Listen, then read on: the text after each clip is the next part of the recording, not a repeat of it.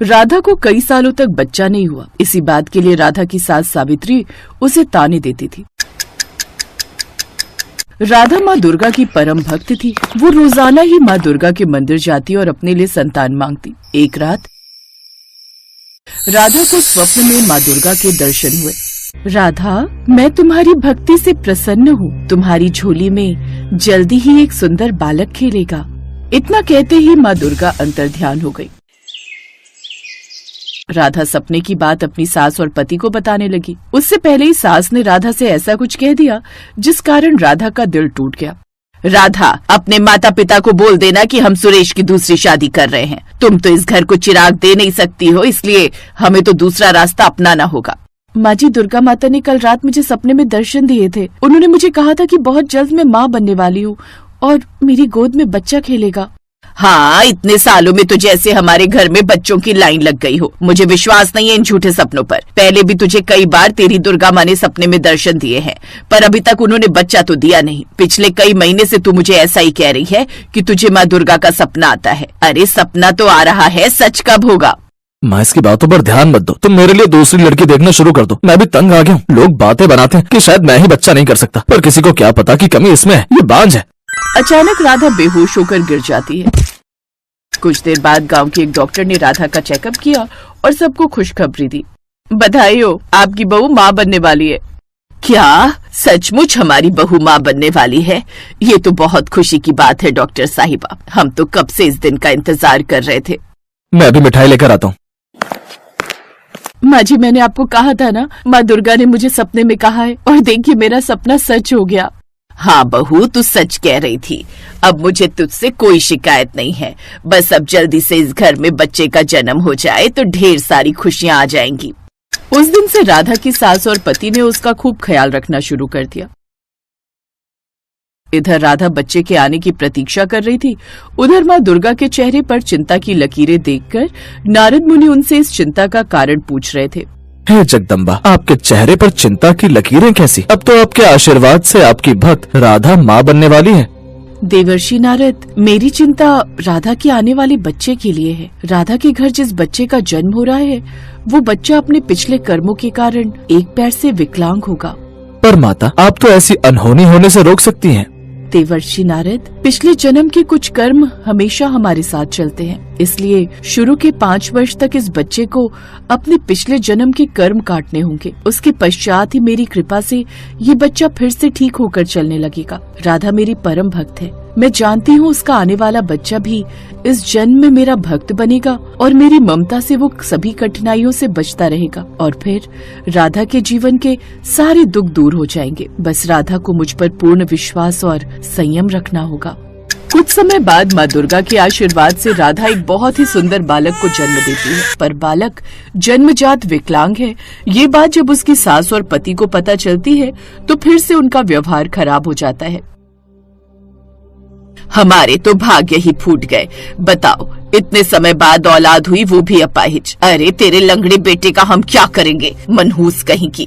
माँ, मैं तो कहता हूँ इसे इसके बेटे के साथ यहाँ से मायके भेज दो। मैं इस लंगड़े को बिल्कुल नहीं देख सकता।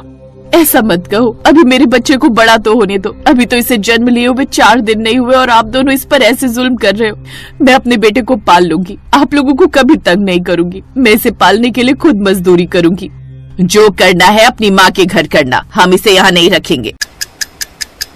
राधा की सास और पति ने उसे घर से निकाल दिया। राधा रोती हुई अपने बच्चे को लेकर मायके आ गई और उस दिन से राधा ने खुद से मजदूरी करना शुरू कर दिया। राधा ने अपने बेटे का नाम तिलक रखा। तिलक धीरे धीरे बड़ा होने लगा, पर वो चल नहीं पाता था। राधा उसे गोदी में उठाकर नहलाती, धुलाती, तैयार करती और माँ दुर्गा के मंदिर लेकर जाती। तिलक राधा के साथ मिलकर माँ दुर्गा की पूजा करता। तभी मंदिर के पुजारी बाबा उसके पास आए और उससे बोले, राधा बेटी, तुम कह रही थी ना वैष्णो देवी के लिए बस जाएगी, तो मैं तुम्हें बता दूं, अगले हफ्ते वैष्णो देवी यात्रा के लिए मुफ्त बस सेवा दी जा रही है। तुम चाहो तो वैष्णो माता की यात्रा पर जा सकती हो। तुम्हारा मन था ना तिलक को माता वैष्णो के दर्शन कराने का?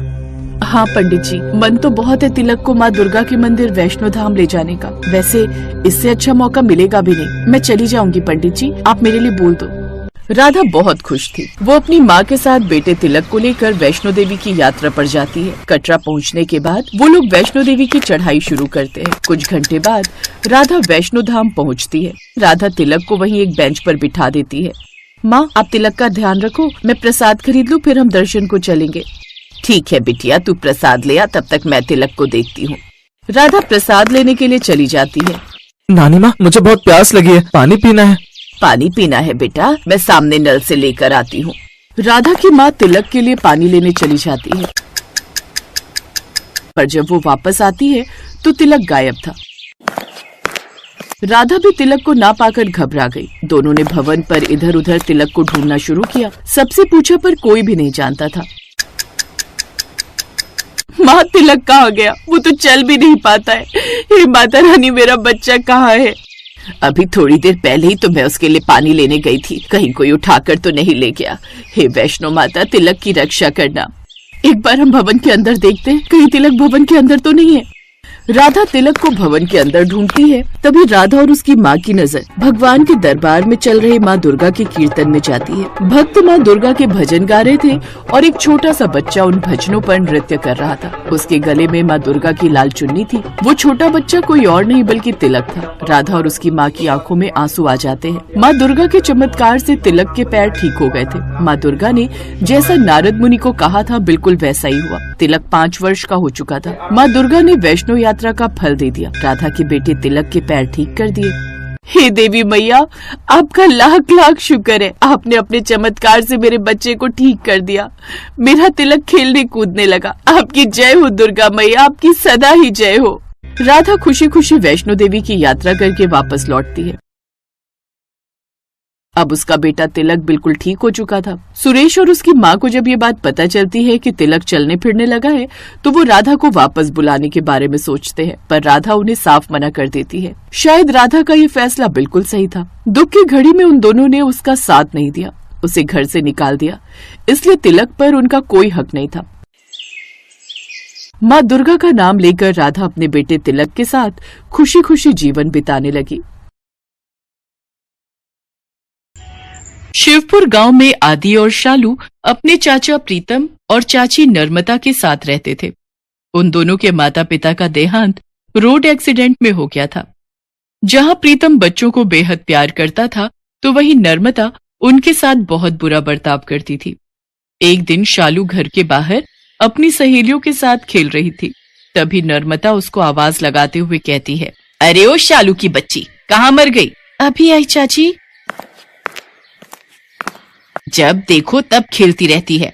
घर का काम क्या तेरा बाप करेगा? पर चाची, घर का सारा काम खत्म करके ही मैं खेलने गई थी। काम खत्म हो गया है तो रात के खाने की तैयारी कर ले, तेरे चाचा आते ही होंगे। तभी आदि वहां आ जाता है। क्यों रे, कहाँ घूम रहा था? कभी घर पर भी टिक जाया कर। चाची, मैं पास वाले दुर्गा माँ के मंदिर गया था। मंदिर जाने की क्या जरूरत थी? खेत पर ही चला जाता अपने चाचा का हाथ बटाने, उन्हें भी कुछ आराम मिल जाता। हाँ चाची, पहले खाना खा लूं, फिर चला जाऊंगा। पर खाना तो खत्म हो गया, अब रात को ही मिलेगा। आदि बिना कुछ खाए भूखा ही खेत पर जाने के लिए निकल जाता है। पर शालू को ये बात अच्छी नहीं लगती और वो अपनी चाची से कहती है, चाची, आपने आदि भैया से झूठ क्यों कहा? वो भूखा ही चला गया। तू जरा सी लड़की मुझे झूठी बता रही है। आने दे तेरे चाचा को, फिर बताती हूँ तुझे। फिर शाम को दोनों चाचा भतीजा घर वापस आते हैं। उनके आते ही नर्मदा उन दोनों के खिलाफ प्रीतम के कान भर देती है, जिससे वो उन दोनों को घर से बाहर निकाल देता है। रात को ठंड में दोनों सड़क पर चले जा रहे थे। तभी शालू कहती है, आदि भैया, अब हम क्या करेंगे? हम कहाँ जाएंगे? तू चिंता मत कर शालू, तुझे याद नहीं जब हम पर कोई भी मुसीबत पड़ती थी तो माँ क्या करती थी? मुझे तो कुछ भी याद नहीं भैया, मैं तो बहुत छोटी थी ना। आप ही बता दो, क्या कहती थी हमारी माँ? माँ हमेशा कहती थी कि माँ दुर्गा का सदा ध्यान करना चाहिए। उनकी पूजा करने वालों पर कभी कोई मुसीबत नहीं आती। चल, अब हम सीधा माँ दुर्गा के ही मंदिर चलते हैं।